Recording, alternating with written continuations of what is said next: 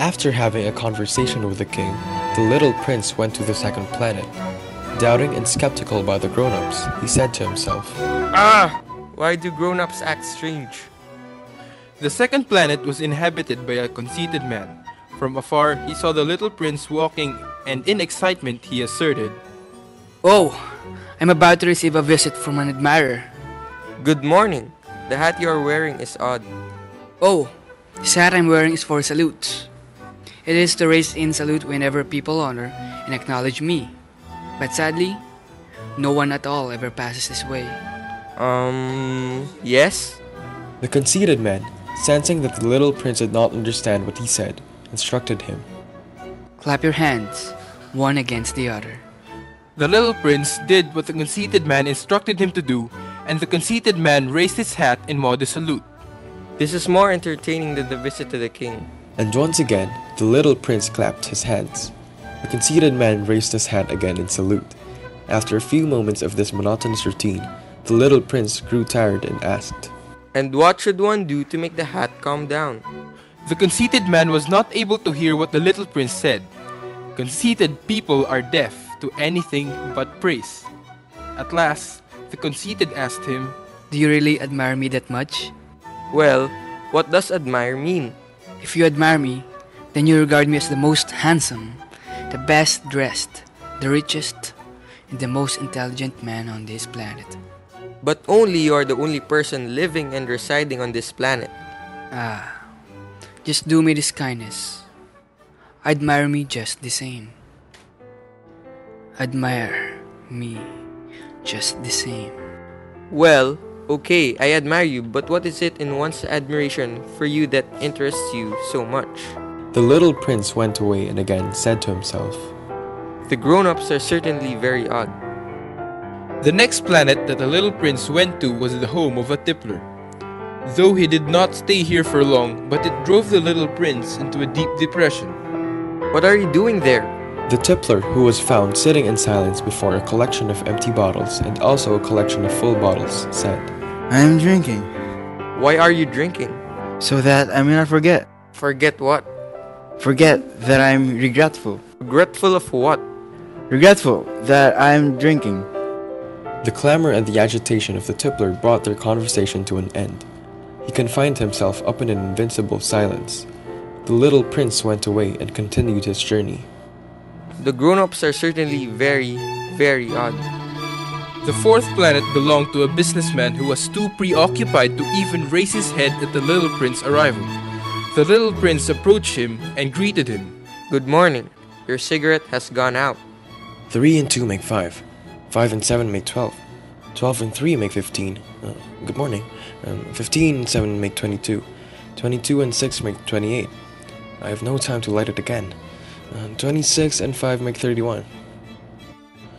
Phew. That makes 501,622,731. 500 million what? Oh, you're still there. 501 million. I can stop. I have so much to do. I am only concerned with matters of consequence. I don't amuse myself with balderdash. 2 and 5. 501 million what? The businessman finally raises his head and said, During the 54 years that I have inhabited this planet, I have been disturbed only 3 times. The first time was 22 years ago, when a crazy goose fell from goodness knows where. It made the most dreadful noise that resounded all over the place, and I made 4 mistakes in my addition. The second time was 11 years ago. I was completely disturbed by an attack of rheumatism because I don't get enough exercise. The third time, well, this is it. I was saying then 501 millions. Millions of what? The businessman then realized that there is no chance for him to be left in peace until he answered the little prince's question.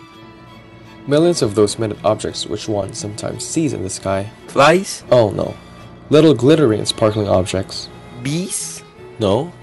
Little golden objects that set lazy men to idle dreaming. As for me, I am concerned with matters of consequence. There's no time for idle dreaming in my life. Ah, you mean the stars? Finally, yes, the stars. What do you do with 500 millions of stars? 501,622,731. I'm concerned with matters of consequence. I am accurate. What do you do with 500 millions of stars? I don't do anything to them. I should simply own them. But I have already seen a king who... Kings do not own, they reign over. And what good does it do to you to own the stars? It makes me rich. And what good does it do to you to be rich? Well, if any stars would be discovered, I could buy them. How is it possible for one to own the stars? If I may ask you, to whom do they belong? I don't know. To nobody. Then, I own them because I was the first person to think of it. Is that necessary? Certainly. When you find a diamond that belongs to nobody, it is yours. When you find an island that belongs to nobody, it is yours. When you get an idea before anyone else, you take out a patent on it, it is yours. So with me, I own the stars because nobody else before ever thought of owning them. Yes, that is true. And what do you do with them? I administer them. I count and recount them. It is difficult. But I am a man who is interested in matters of consequence. If I owned a silk scarf, I could put it around my neck and take it away with me.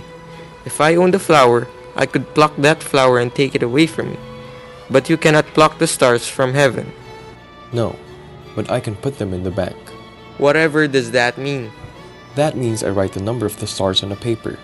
Then I put this paper in a drawer and lock it with a key. And that's all? That is enough. On matters of consequence, the little prince had ideas which were different from those of the grown-ups. It is entertaining. It is rather poetic. But it is of no great consequence, Thought the little prince. I own a flower which I water every day. I also own 3 volcanoes, which I clear out every week. It is some use to my flower and my volcanoes that I own them. But you are no use to the stars.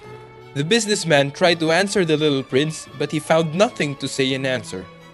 Grown-ups are certainly altogether extraordinary. The little prince continued his journey to the 5th planet, which was the smallest of all. There was just enough room on it for a street lamp and a lamplighter that resides there. The little prince was not able to reach any explanation for the use of a street lamp and lamplighter somewhere in the heavens, on a planet which had no people and not one house. It may well be that this man is absurd, but he is not so absurd as the other people that I have met before, for at least his work has some meaning. When he lights his street lamp, it is as if he brought one more star to life or one flower. When he puts it on, he sends the flower or the star to sleep.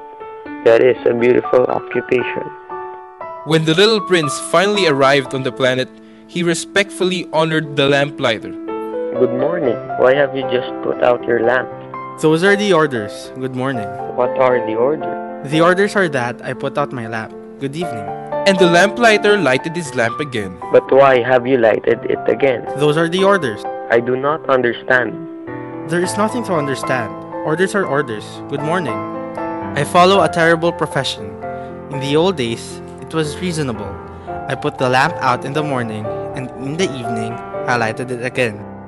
I had the rest of the day for relaxation, and the rest of the night for sleep. The orders have been changed since that time? The orders have not been changed. That is a tragedy. From year to year, the planet has turned more rapidly, and the orders have not been changed. Then what?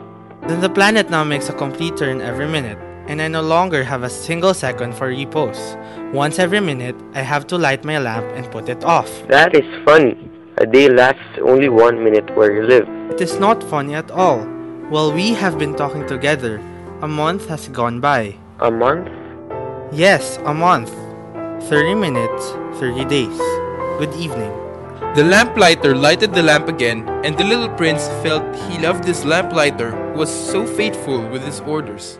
He remembered the sunsets which he himself had gone to seek, and other days merely by pulling up his chair, and he wanted to help his friend.